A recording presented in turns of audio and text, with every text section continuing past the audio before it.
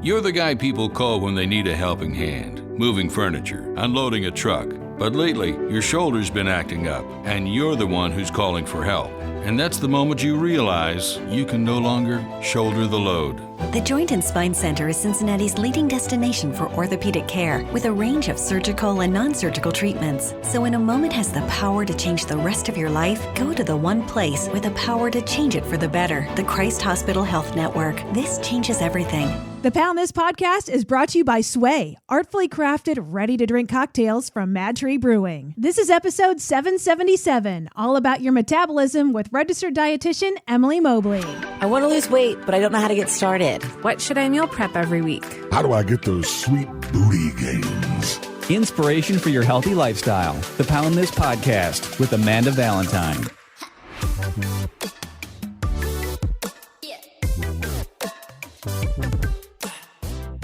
What up, friends? Before I get into this amazing conversation with Emily all about nutrition and metabolism and hormones and all this fun stuff, I want to talk to you about someone else who is fantastic on all those topics, and that is my friend Sarah and Team Fit With Me. Sarah has been my own personal health coach for the past couple years. Sarah has been through her own journey of health and wellness and weight loss, and her her team are fantastic. If you're looking for somebody to help you with losing weight or gaining strength or just overall health, you want to know more about nutrition, macros, exercise, check Sarah out. She is phenomenal. Great health coach. She's currently helping me right now. I've got some new goals I'm working on, so she's awesome. And right now you can save 10% off month one of all packages and plans when you go to teamfitwithme.com/poundthis, and you're going to find that in the show notes. And I'm also very excited that Sarah is flying to Cincinnati from Phoenix to be part of my live podcast event Saturday, August 6th at Mad Tree Brewing in Cincinnati, which is also my 40th birthday. I would love for you to come. A heads up, there are no ticket sales at the door. You have to get tickets now. Ticket sales close August 1st. So we got less than a month, my homies, to get a ticket, and that's until they sell out as well. So it's going to be a day of live podcasts. It's going to be a day of great food, conversations. We're going to have so much freaking fun. You're going to get so much freaking free stuff, including an $88 pair of leggings from Me Active. Huge shout out to all of my amazing sponsors, which is Mad Tree Brewing. Also, we're going to get a couple sways included in your ticket, which is our new vodka soda drink, which is fantastic. So big thank you to Mad Tree. Also, huge thank you to Christ Hospital. Christ Hospital is going to have, we're going to some amazing people there too. The Med Spa is going to be there. Also, Alex Wessels, who's been on this podcast before, pelvic floor PT, and we're all going to do Kegels together. Huge thank you to New Ethics Formulations. My buddy Zeb, who's been on this podcast since the beginning, is going to be there as well. And we can try out some supplements and stuff like that. And so huge shout out to New Ethics. Also, Trilogy Fitness Systems. If you heard on this podcast, Matt Casey, we're going to do a 15-minute chair exercise, so we don't have to gear up for some hardcore exercise, but we're going to get some movement in there. Oh man, and the list goes on and on. We're going to have birthday treats thanks to Laura's Healthy Delights. Thank you to Whirlybird Granola. Thank you to Hen of the Woods Chips. And 80 Acres Farms. And oh man, I know I'm forgetting people. I should have wrote this down, but there's going to be so much awesome just vibes. It's going to be a day of learning and fun and an overall day of wellness, of what it's like to live a healthy lifestyle, which is move a little bit, work on mental health. We're going to work on sexual health. We're going to work on physical health. We're also going to eat some healthy foods. We're also like salads and stuff. And we'll also have pizza, and we're going to have drinks, and it's going to be just an overall amazing day. So the link for those tickets is also in the show notes. Again, please, if you plan on attending, get your tickets sooner than later. That would also be good for my mental health, but also to get a head count and to know what I'm doing. So I really hope to see you at Mad Tree for my Pound This party / birthday party Saturday, August 6th. And I'm going to stop talking about it now because we got to get into this conversation with Emily. So here we go. Thank you so much for listening to the Pound This podcast. I am Amanda Valentine. Very excited to chat with my guest today. Came a very high recommendation from a new friend of mine, Matt Casey from Trilogy Fitness, is Emily Mobley with Great Nutrition. How are you? Oh, thank you for having me. I'm super excited to be here. Yeah, I'm super excited to chat with you. It's because even for me and the health coaching and stuff that I've loosely done, and being a personal trainer and just sharing my own journey and having this podcast for years and years, a lot of people have asked me of wanting to know a registered dietitian of somebody, and like also the confusion between nutritionist and registered dietitian. And I know you're a registered dietitian, so I do want to get into that background. So it's always great to have those people or registered dietitians as a resource, at least for me to recommend to other people. So I do definitely want to touch on that. But beforehand, tell me about you, your backstory, what made you want to work in nutrition, what made you want to become a registered dietitian? So I've been a registered dietitian for a little over 10 years now. So I went to school at Ohio State for medical dietetics. And honestly, the reason why I did was kind of back to a story, I would say, starting in 8th grade, where I started drinking Slim Fast at a very young age because I wanted to change my body. I kind of grew up in the era, which we all probably did, of, Weight Watchers, Slim Fast, Jenny Craig, like aunts, friends, mom, all talking about their diet constantly. And at a young age, I found myself really caring about my body image. Like, I remember having to get in a bathing suit for 8th grade day in junior high and being like, I don't look skinny enough. And like that started kind of the pathway to like researching into diets, which was so sad because I was like 13 years old at the time. But I was always into fitness and health. Like I played soccer, basketball, volleyball. So I always kind of had an interest in anyway, nutrition and health in general. So when I went to college, I knew I wanted to do something that involved that. And was it for the right reasons at the time? Maybe not, because I kind of had, this background of dieting since such a young age. But as I started to learn nutrition, it really started to turn the other direction of, okay, like I need to be fueling my body adequately. And this is how metabolism works and how sports nutrition works to fuel. Like I love to run half marathons in college and things of that sort. And I started to really turn my mindset away from now under eating to now fueling my body adequately. And that really kind of spanned my journey into just having a passion to help women walk away from that dieting mindset and really learn how to nourish their body properly. And that, always sparked an interest for me to start my own private practice one day where I would help women like me that had suffered through that diet mentality walk away from that and learn how to do it the right way. And that started really in 2016 is when I opened my first private practice. So, awesome.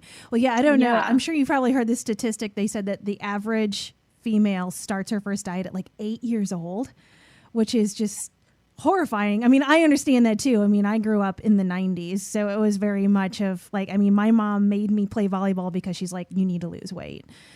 So it's like this very like, you have to be skinny, you have to be smaller. What do you have to do that? And like how much I just feel like, especially I think the age group of like Gen X, millennials, like how much that's like just totally warped our whole mindset of like what our body is and how we should feel and how like, I know so many women that I know personally, like how you just get fixated on this like 1,200 calorie a day thing.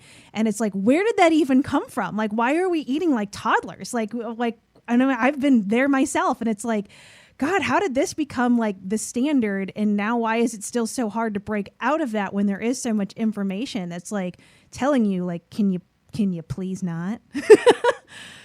100%. It's so funny that I did one reel that went viral with like 2.2 million views. And all I said in it was that I drank Slim Fast in 8th grade. And I had over like 4,500 comments on it from women that said they could relate to me and people telling me they started drinking Slim Fast in the 4th grade. And it grew my Instagram by like 5,000 followers. Oh my God. Because so many relatable people to me that did that during their life, like back when they were in their teenage years. And like, so you're so right. It's so common for now younger girls to be doing that. And it's really sad. And like you said, I just think the crash diet industry is still prevalent. Like Weight Watchers is still there, Optavia, Ideal Protein, all these diet fads that are telling people eat less, exercise more. Maybe not in like that direct way anymore, like because they changed their marketing, but that's really what their program's about. And so, it's not really gone anywhere. Maybe the marketing has changed though. Yeah, so. I think it's like has a softer approach of like we care more about your health, but like it's still like they're making money off of you. So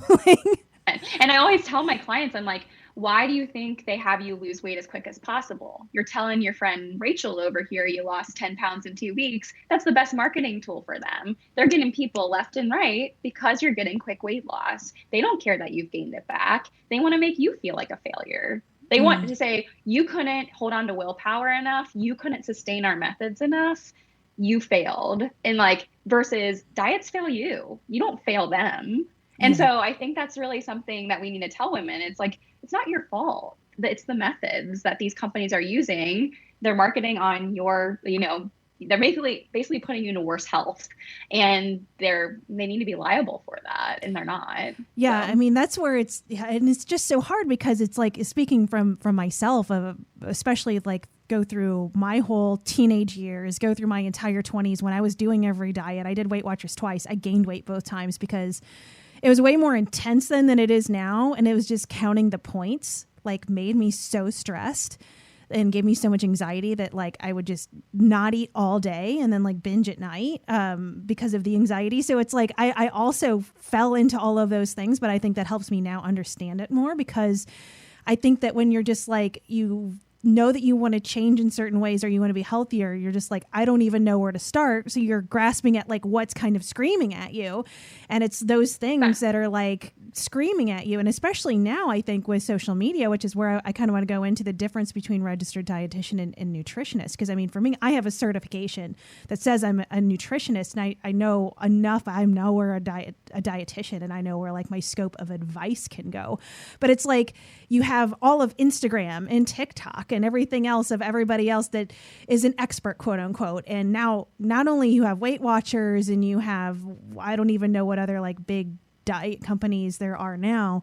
It's like you have influencers, and you have everybody that's like, my method's right. Throw your money at me. I can walk you through this. And it's like, you're just kind of go with whatever is the flashiest thing, unless you like really do some research on it or understand that person and really, can pick up the vibe of like, is this person really going to help you? So I think it's even scarier now than it was then, when we were like, wolfing down Snackwells and slamming Slim Fast, because now it's just kind of like, oh, I see her on Instagram. I love her body, or I love her story. And from the version of the story they're telling me, I'm going to pay them to make that happen for me. And I think that can go into some really dangerous waters.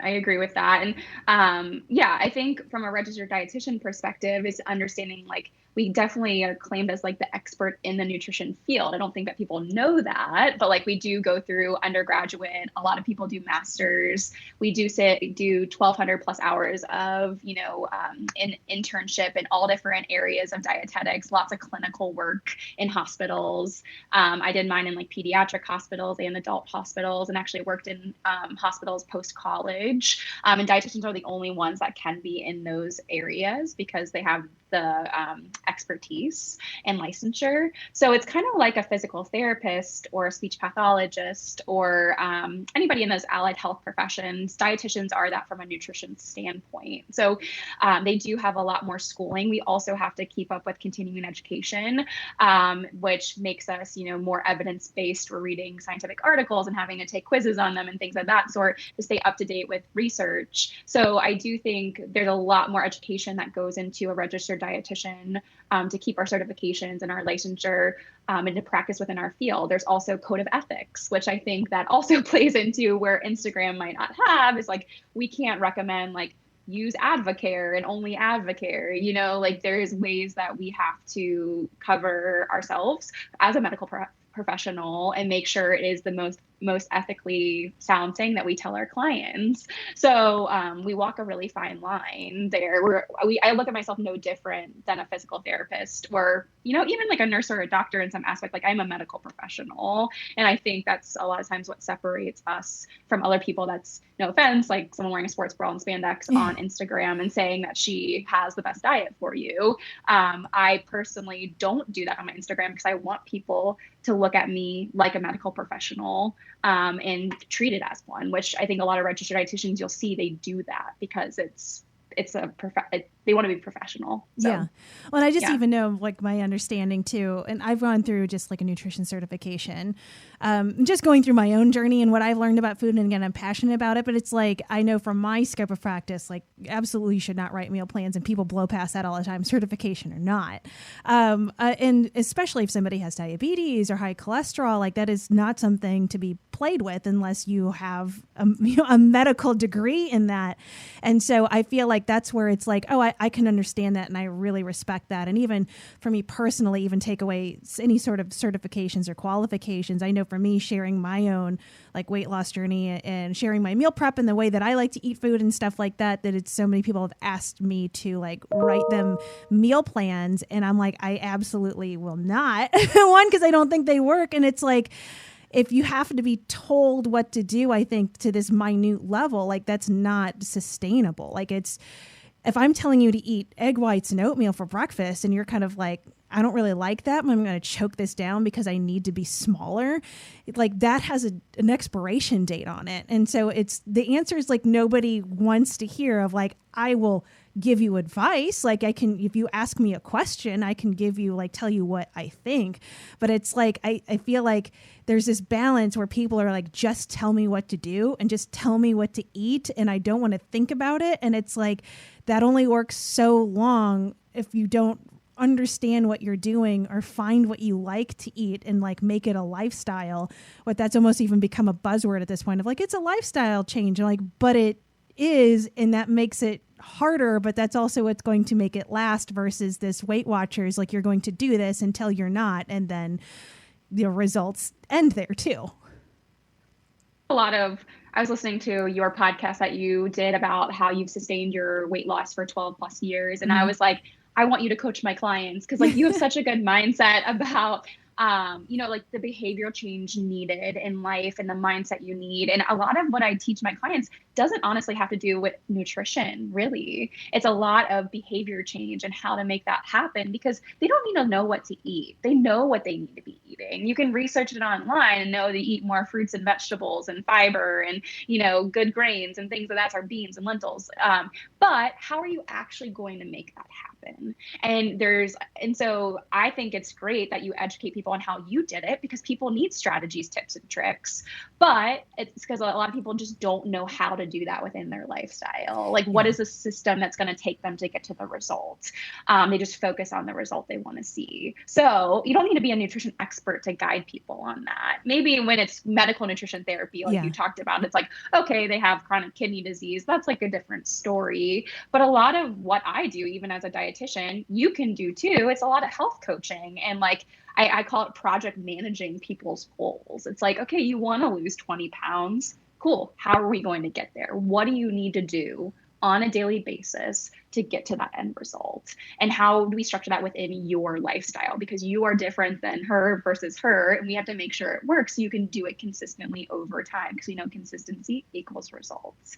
And so it's a lot of just teaching people how to do that because a lot of people don't know how to structure that within because all they're looking at is those shiny bright lights of drink this shake or take this green powder or whatnot. And that's not a system. It's like just teaching them what to eat. It's not teaching them how to eat. And I would say that's like what people really need to learn. Yeah, I think that's just such the power of a coach too, of like having somebody that's not just going to bark orders at you and do this and move this way and eat this way and drink this way. It's like, no, this is why we're doing this. Let's see how your body reacts to do this. How do you feel when you do this? And I think that like that why it's like, I think coaches, a good coach, you're again, not like, and I hate to just like slam on Instagrammers that are just like, buy my thing. And here's just like a one sheet of like what to eat. And here's like some just rando boot camp style workouts that you should do. I think that it's, if like somebody that's like working with you and understanding you and moving you forward. And I wanted to talk to you too, that, you have listed that you're a metabolism coach, which I think is such a huge topic. And even like metabolism is one of those things that melts my brain a little bit. And I know just surface level stuff, but I know for me, and what I wanted to ask you about, of like what exactly is happening here. Cause I know that I've had clients as a personal trainer that are just very afraid to eat more, but they're not losing weight and they're doing quote unquote all the right things. They're eating healthy foods, but they're just like locked. And it's like your metabolism is like, you've trained it. You've just burned this bad boy in the ground. And it's like, you need to eat more. Like, you got to get this thing pumping again. And it's like this crazy just mind melt. And I've been there myself of like, well, if I eat more, I'm going to gain weight and I'm going to lose all this thing. But it's like your metabolism just has to be burnt toast at that point, because you've been like chronically dieting and not fueling your body. Yeah. And I think so to be basic about metabolism, it's essentially how our body converts what we eat into energy. So like what you eat and drink on a daily basis is put into your body to then do bodily functions. So whether that be grow your hair, grow your nails, replenish your skin cells, digest your food, breathe, all that takes energy. So metabolism is essentially what makes that all happen. And that's really what is also influenced by our thyroid. So a lot of people have thyroid issues. They have metabolic issues of things not functioning properly in their body.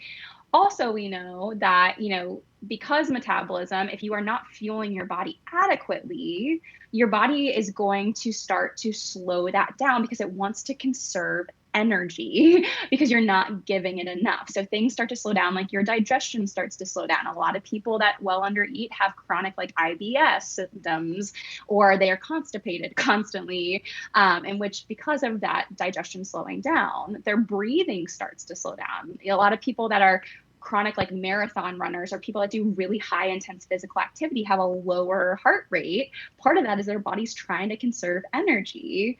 Or people that have eating disorders tend to have lower heart rates because they're not giving their body a lot of energy. Once again, conservation.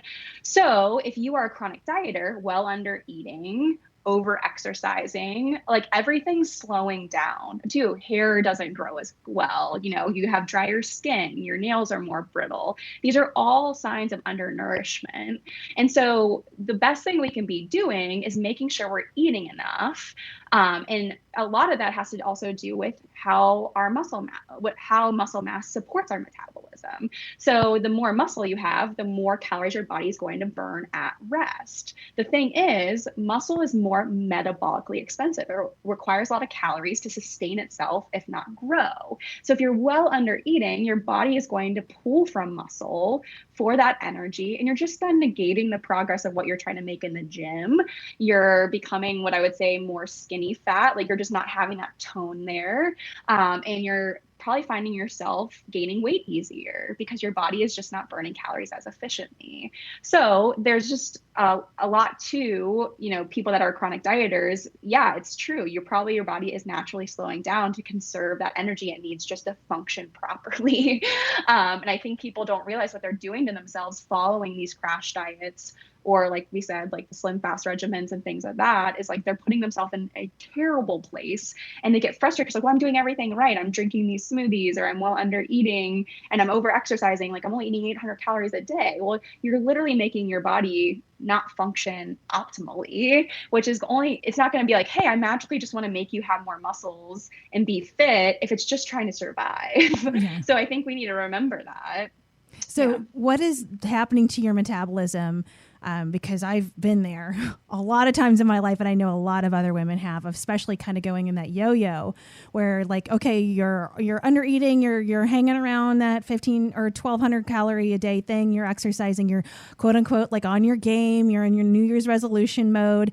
And then 4 months later, you're just like, you're like housing pizzas every day, and you're just kind of like fall right back off of that. And then you're on several months of just kind of like, you don't even know what how many calories you're eating a day, until you're like, I got to get something figured out. And then you go into the drop the calories again, and you do that like wave. Like, what is that doing to your metabolism? It's making your body just out of whack. It's like, wait, you're fueling me or not fueling me? Like, and I think at that point, it's just so all over the place. It's like, what's happening here? And so it probably is not reacting as quick as you want it to anymore. I think a lot of people start initially with their first diet and they see great results and they're like, that worked wonders. But over time, what happens? Those same methodologies don't work anymore because your body is not working as efficiently because you're putting it on this roller coaster of well under fueling, binging, underfueling again. I'm going to guess a lot of people that are also doing that are doing more cardio-based exercises where they're just like burning as many calories as possible on their Apple Watch or their Fitbit, which is putting chronic stress on their body, which is increasing cortisol levels and that stress response, which causes more health issues to occur with inflammation and irregular blood sugars. So at that point, your body is just like well whacked out, and you're probably having other health issues, I would guess, involved with, the fact that you are chronically undereating and overeating, which tends to lead to, I find so many people have hypothyroidism, other things going on, PCOS, symptoms of that. And not saying that's all from chronic dieting, but there's hormones that get whacked out in that can lead to other issues occurring, infertility issues, things of that. So I think at that point, your body is just in a whole crazy state because you're just constantly back and forth between those phases, and your body's not meant to work like that. You should be in maintenance mode, maintaining your weight for a good amount of time. And then if you want to go in a fat loss phase, that's great, but you shouldn't be doing that. You shouldn't be dieting all the time. That's not what your body needs. So, well, and I know that it's going to be hard to answer this question because this is going to definitely be a more individualized question, but I know that like people listening to this are probably thinking of like, well, how do I even know where to set my calories at? If like 1200 is the number I keep hearing that now that's too low, it's like, but what's too high? And like, where do I like even start at that's even healthy? And I think that gets really confusing. And so then the choice is just to do nothing because you don't know what to do. I agree with that. And it's hard because we have different calorie needs every single day. Like we can't guesstimate that like, oh, we need X amount of calories on this day. However, there is equations out there that can be scientifically used to like guesstimate your basal metabolic rate and then you're timesing it by an activity factor. But the biggest thing there is I tell my clients, let's eat and try to you maybe track to see where you're typically at. And from there, we know like where are you maintaining your weight at with that calorie amount? Like if you're eating 2,100 calories a day and you're typically maintaining your weight in a 5-pound range, you're probably at maintenance. Like that's a good place to sit. And let's say we tracked that for a couple of weeks and we understood that, then we kind of know, okay, where would be a deficit from there? Where would be a crazy excess from there? And kind of then what your range is for maintenance. But that takes some time to figure that out. That's not something that happens in just an equation and handing it to somebody. You have to really navigate what that looks like. And everybody's so different when it comes to that. Yeah. So. And I think that's also the beauty of having a coach, at least speaking for me, because I went through like a reverse diet a year and a half ago of just to get my calories back up from just because again, like I think it's so much of the mental game of like, and that's where I'm like, I've 1000% been there. And I feel like I'm in a way, way, way better space now. But it was, coming out of 2020, which what a dumpster fire. And so it was like, I know this is something I need to do, but it's like, I intellectually understand I need to eat more. But the moment I see that scale going up or you get freaked out. And so I'm like, I had a coach, my friend Sarah, of like, I'm going to need you to walk me through this because I know this is going to take 4 to 5 months. And I know that like, I'll just get irritated and I'll bail on it because I'll get in my head too much. And so it was very helpful to have a coach be like, okay, look how we're eating more. And it's what's crazy. And I think that it's one of those things that you don't really understand until you see it yourself of like, yeah, the scale's not moving, but like your body composition is changing. So it's like you're eating more and you're feeling stronger and your body is looking different. But the scale is just like, who cares at that point? And so then you get to the point where it's like, yeah, I feel like I'm eating food for my job where I'm like, I didn't think I was going to eat this much. And I'm just like feeling great. And it's like, oh my God, I'm so grateful we went through this, but there's no way I could do that by myself. And like, I think it's so great you understand that like, and a lot of people have to learn that the scale does not tell them how well they're doing. Like you can be 170 pounds and look like you did when you were at 145 pounds if you change your body composition. And like, I think women don't understand that, especially as they get older and their body changes. They look back to when they're in their young 20s and like, well, I want to weigh as much as I did back then. It's like, you don't have to weigh as much as you did back then to feel like you did back then. And like, it's all about body recomposition. And that it does not mean you just eat less and exercise more. You have to strategically do an effective strength training routine and pair it with proper nutrition and learn how maintenance and fat loss work and macronutrients and blood sugar regulation. And there's so many variables that play into that. And women just don't understand that because of what they've been raised in with like crash diet culture. And so it's great that you learned that. And that way you're not so obsessive with that scale number. And that's really what a lot of teach my clients is like, you have to get off the scale. Like you are not going to have success with consistency and really making this a long-term solution for you and being able to maintain it if you're relying on the scale to tell you how well you're doing. And two, the scale is going to fluctuate for so many reasons outside your control. Like and that's where it plays that head game with you. So yeah. And that's where it's just like I've gotten, especially because I've gone into so many like muscle growth phrases, because I'm like, yeah, I want to be strong.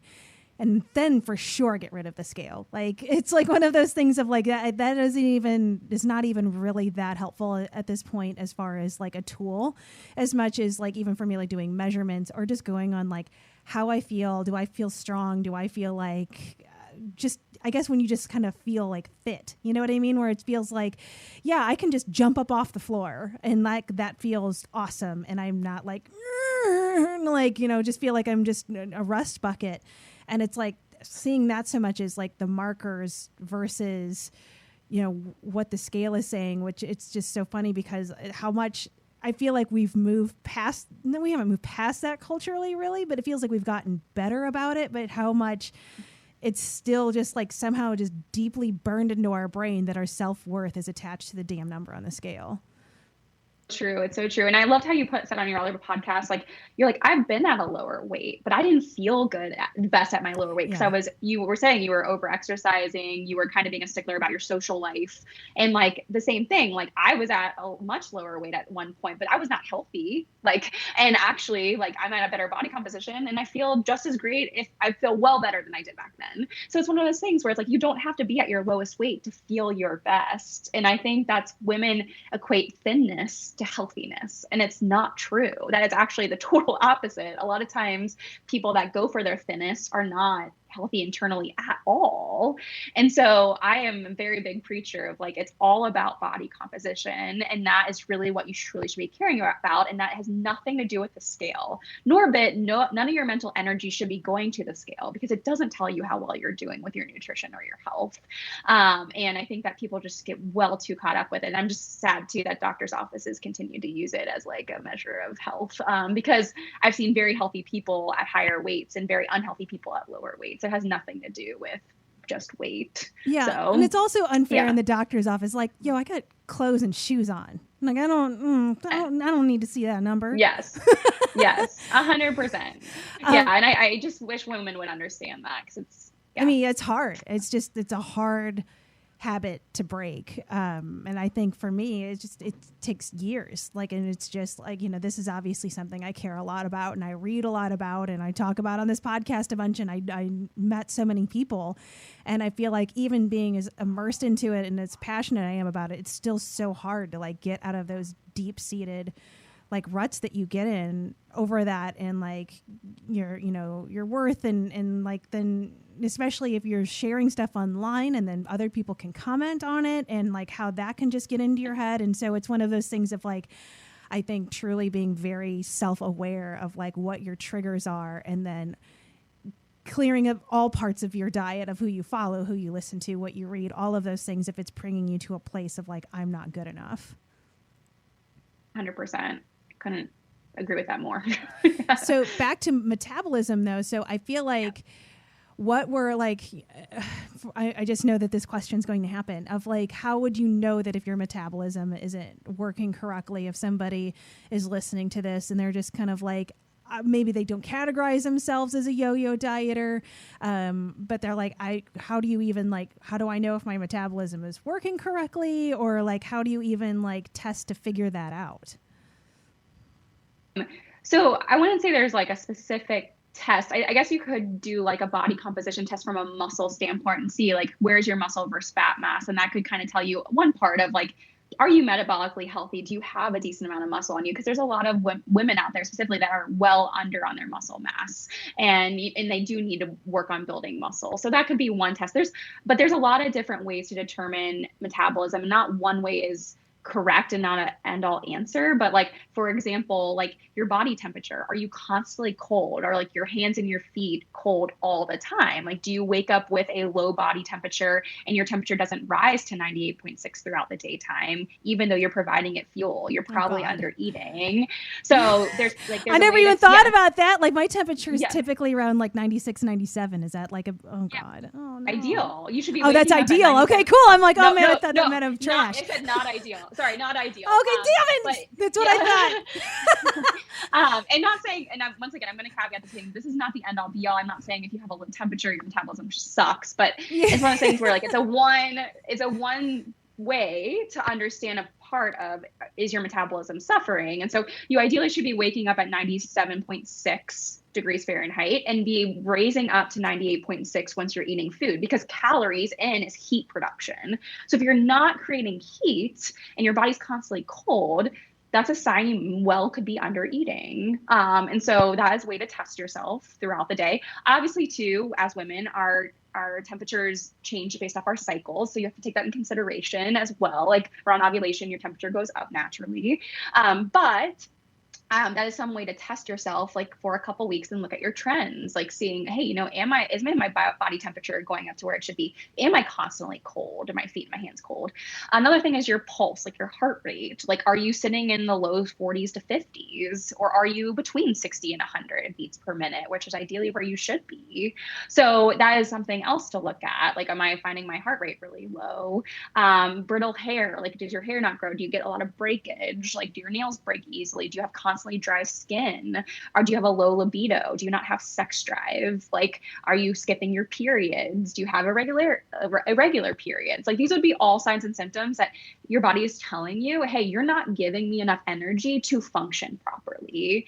Like I said, also slow digestion. Are you constipated constantly? Do you have really big swings in like IBS type symptoms? That would be another sign. So if you're saying, oh my gosh, yes, I'm seeing all these symptoms, I would say red flag. You're probably not eating appropriately to fuel your metabolism adequately, and that therefore you're suffering from those areas. So it's really, I think a lot of people don't live connected to their body, and it's like they're in their head and then like don't realize things are failing them, and they're like, oh, I never realized my hands were always freezing and my skin was always dry, and my hair doesn't grow well, or things. And then once they start questioning that, like, oh yeah, like you're completely right, and that's like a sign you should be probably eating more. So yeah, I mean, I'm always happy to be told to eat more. So I feel like I could win some like food challenges if it was there, as long as they're not timed. If it's just on quantity alone, I feel like I could get after it.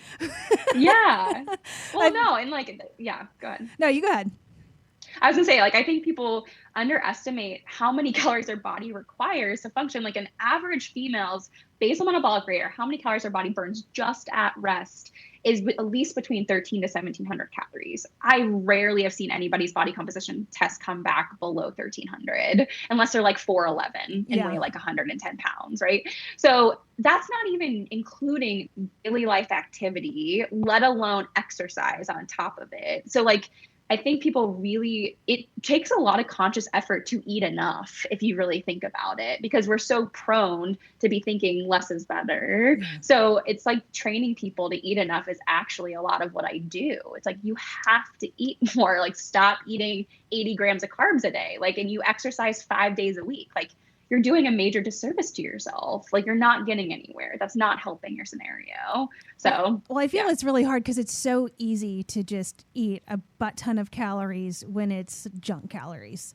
So it's like, it's so easy to like, I could get 10,000 calories in a day easy just by like eating just garbage. But it's like when you're having healthy foods or you're having plant-based foods and then you're trying to hit that range, that's when you feel like eating is a job, because it's like eating plain sweet potatoes or rice or just, chicken or broccoli or salads and stuff like that. And that, to get up to that range, is a lot of food. And I think that's where it's like, I think all of us make this so much harder than it has to be, where it's like, oh, we want to eat more. I feel like I'm eating like a bird. This diet sucks. And like, it's like everybody's like crying, onto their celery sticks when they're quote unquote dieting. It's like, you can eat a crap ton of food as long as you're making those better choices. It's just not going to be like full bags of Cheetos. Right. And I think too, like learning how to structure your day, this is like a lot of teach my clients is like learning how to structure your day around the Cheetos and the tacos and the margaritas and the donuts and things that are not going anywhere in our life. We're surrounded by them constantly. That those are the memories we're creating with our family and friends. But having mindfulness in your day of, okay, I'm having more carbs and fat in my donut this morning that I want to have with my 2-year-old. How do I structure the rest of my day around that so I'm not just eating carbs and fat bombs at every single meal and blowing myself well out of the water for the day from a calorie perspective? Like, you can still so enjoy those moments and not feel one bit of guilt about that and still keep your body composition where you like it to be. You just have to be mindful, and you have to learn how to eat and how to structure your day around those times and not have the Last Supper mentality of like, I'm going to eat all this right now because I don't allow myself to have it at other times. And like, that is a lot of what I work with my clients on is like, you got to find that gray area where you sit and you can enjoy those things, but learn how to do that. Yeah. So. I feel like the hardest part of that, speaking from personal experience and just through so many conversations, it's like, even if you're at that level and you understand that. So like, let's say I go get like tacos and margaritas for lunch. It's so easy to be like, well, the rest of the day is shot. Like, we're going to have pizza. We're going to do like, it almost feels like, well, I did that one thing. So like, let's just roll with it and just gun the rest of the day and let's get crazy. Like, it's just like somehow permission to just go on like a binge of all of these foods that you don't normally put into your daily habits. And then it's like, I feel like there's a lot of mental and physical repercussions from that. But then I think it also makes it even harder for the next day to be like, okay, now I'm going, well, I bought this whole thing of donuts. I don't want to throw the rest of these away. And I feel like it's just that one decision without having that mindfulness around it can just go into this like cascade of like, you just hop off this like deep end into just like living there.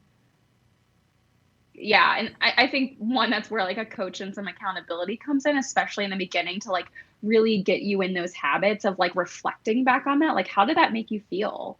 Oh, I felt like crap after that. Like I had no energy. I woke up the next morning and was like, why did I do that? And it's like, let's reflect on that and really be like, you want to feel like that every weekend, or do you want to feel good? And like, it's really the consistency before and after those moments that matter than actually the moment. So like, yeah, you messed up, like not messed up. You like didn't have a great Saturday and like you fell off the bandwagon. Some cool, back on track on Sunday. That doesn't matter if you keep the consistency the rest of the time. So like, let's not harp on that. Let's move on and reflect and say, how did that make you feel? And I think working with a coach and having that communication around some of those moments and the mindset around it helps people to have a new, mindset about those times, and that helps. So, and I think a lot of times when you start eating well and like regulating your blood sugar well and balanced meals and more protein and hydrating well and things of that sort, like times like that really don't make you feel good because you know how good you feel the other times. And I think when you can fall into that, you're like, oh my gosh, like I didn't realize how crappy I felt after having 12 donuts or like 3 margaritas. And I don't like to feel like that because you know how good you feel other times, but like you have to kind of get there initially first to understand that. And I think and that takes a lot of, I think, coaching accountability to get you in that realm. So, yeah. Well, I know part of your coaching it's called the Gray 30. Explain to me what that is. So I started my private practice back in 2016, and I did a lot of one-on-one coaching during that time. And I realized that I was kind of using a similar method with all of my clients, and I was customizing it to them, but I kind of walked them through this like step-by-step process in my 3-month coaching program.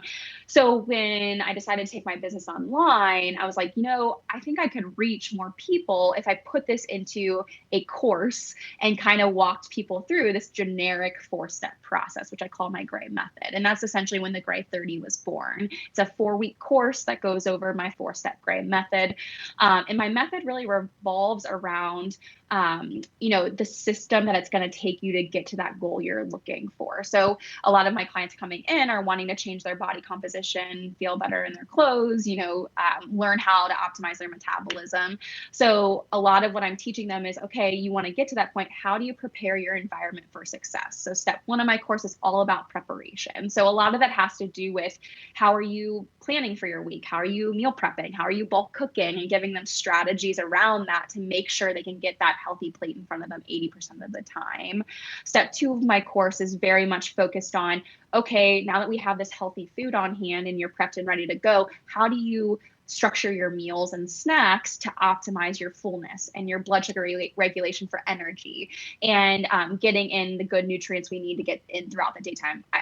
For example, just eating healthier foods, making sure you're getting adequate protein in, you're eating the higher fiber carbohydrates. Step three of the course is all about metabolism. So we're talking about how do you optimize that basal metabolic rate, or how many calories your body burns at rest. Well, that has a lot to do with fueling your body adequately and doing, strength and resistance training to help you build muscle mass. How are you also optimizing your calorie output from a metabolic standpoint? So being active in your daily routine and outside of exercise time, and teaching about that and how that works. So a lot of step three is all about the education around metabolism. And then step four is about conquering barriers that tend to set you back. And I call it consistency. And that's really like, how do you fit in like the desserts and the fun foods and the restaurants and the takeouts and alcohol and still be able to push progress?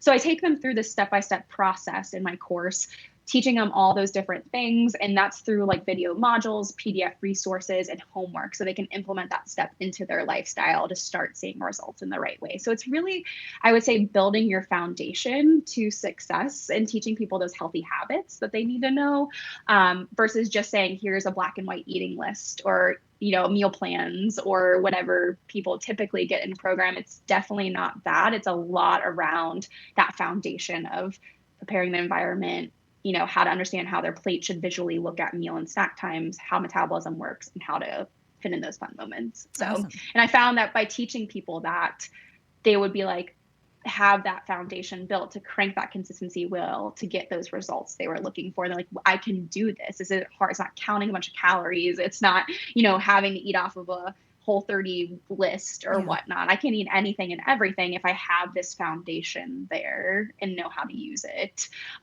So that is essentially what the Grade 30 is. Awesome. So do you still do one-on-one coaching too, or do you kind of just stick to that program?